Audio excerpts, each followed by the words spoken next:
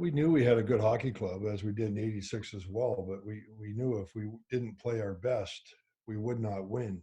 And, you got to remember that as great as Grant was, and I still think Grant played as well, if not better, than Ron Hextall. I mean, he actually did a great job on the other side and kept those guys in the series. They played hard.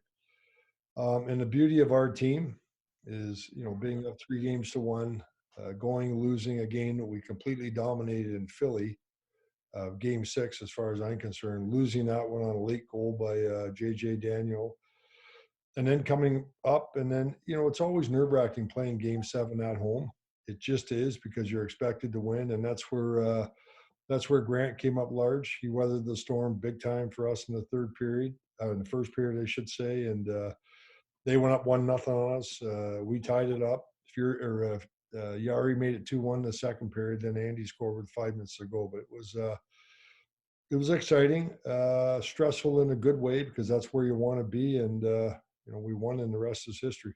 As a kid, you dream of playing in a Game 7 in a Stanley Cup final. So to get that opportunity, I think the guys were excited about it. Maybe at the beginning a little too excited, but at the same time, we were also confident and relaxed. So we were pretty confident in ourselves.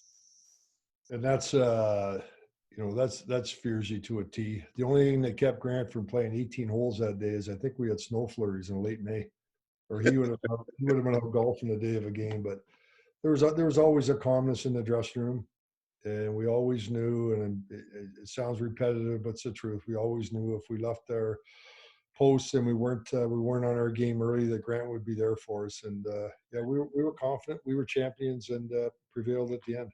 The guys they did have, Talk was tough. Davey Poulin played hard. Ilka Sinicello was good. I mean, they had some good players on that team.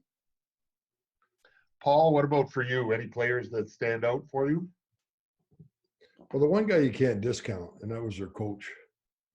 Keenan was a fiery guy. Keenan pushed until he couldn't push anymore. And that team was ready to play every single night.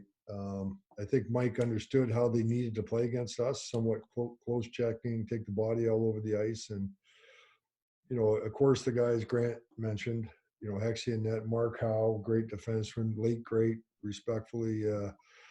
God bless him, Brad McCrimmon, great defenseman. And, Tocchet and all those guys pulling up front that continually finish their checks. And it was, you knew you had to be ready to play, because they were the underdogs.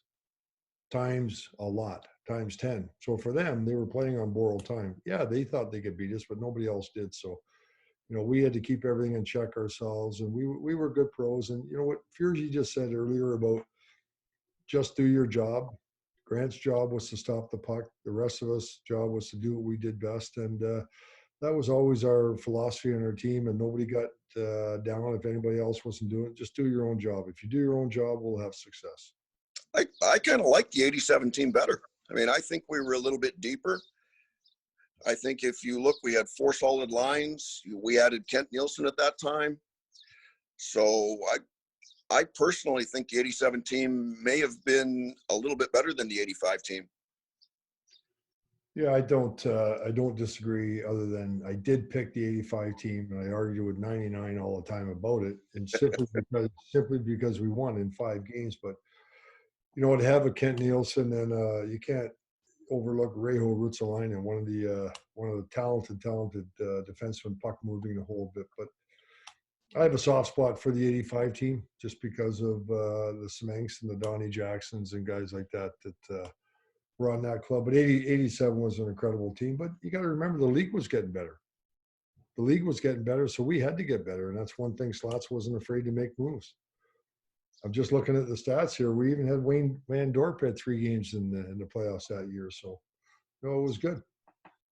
You know what? It's kind of fun to watch, because you never really watch yourself when you're playing. So you kind of critique some of the goals that I gave up. And, yeah, there were some that weren't very good. But at the same time, you just kind of look at your mobility, that sort of thing, and kind of critique it from a goalie coach's point of view. And it's actually fun to do.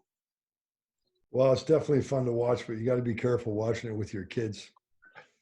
I didn't mind making the odd bad play and giving the puck up once in a while. Your kids would be all over you. But as I said to my boys when I coached them, do as I say, not as I did. But it's a lot of fun because a lot of times you'll watch things and they'll bring back instant memories like they were yesterday, whether it be Furzy stopping a puck in front of the net, me skating by and giving him a smack in the back of the head, and him laughing at me all the way up the ice. I mean, all the stuff we did, which kept our team loose, was a lot of fun.